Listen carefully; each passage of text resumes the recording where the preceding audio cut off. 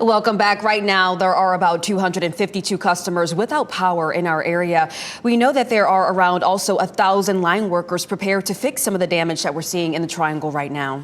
Duke Energy spokesman Jeff Brooks joining us this morning. Jeff, good to see you as always. I know it's going to be a busy morning for you and your crews. First, talk about, we know that ice is going to be the main concern here, and with power outages, we're starting to see those power outages, aren't we? That's right, Renee. This is with ice. The way you think about it is everything's fine until it isn't. When you get the accumulation level to a certain amount, you can start to see those tree limbs beginning to break, come down. And it's always amazing to watch. The outage numbers will increase fairly quickly if it reaches that threshold.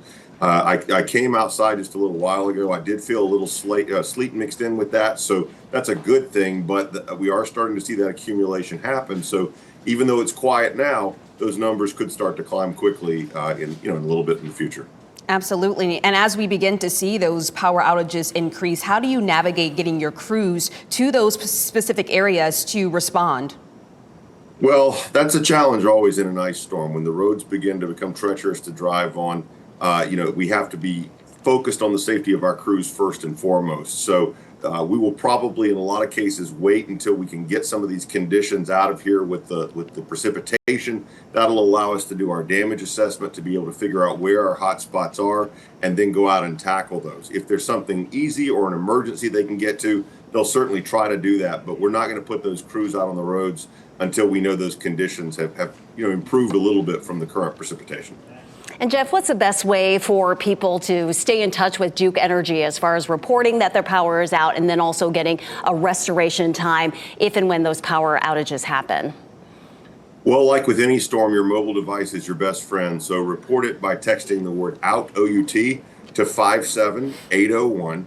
Or you can go to the Duke Energy app and report that, or our website, or call 1-800-POWER-ON. Now, that's really important because we want to be able to communicate with you, give you updates on restoration progress. So doing that makes sure your outage is in our system, and that just helps us throughout the process and helps us help you as we work to get your power restored. Absolutely. And we are dealing with some really serious cold conditions. Most people waking up in below freezing temps. What's the best advice that you can give people as they are riding out the next couple of days if they do experience those outages? Well, you need to be prepared for how you can stay comfortable. Obviously, blankets, layers help. If you're using a space heater, always make sure you use that the way it's designed. If you have a generator that's powering that, make sure you can close doors in other rooms. If you do have a heat source like a fireplace, that can keep that heat right around you in those areas. If you are using a generator, please use it outside in a well-ventilated space. Don't bring it into your home or your garage. We want to keep you safe through this process. Well, great information with Jeff Brooks here in Duke Energy. Thank you so much for your time and insight, as always.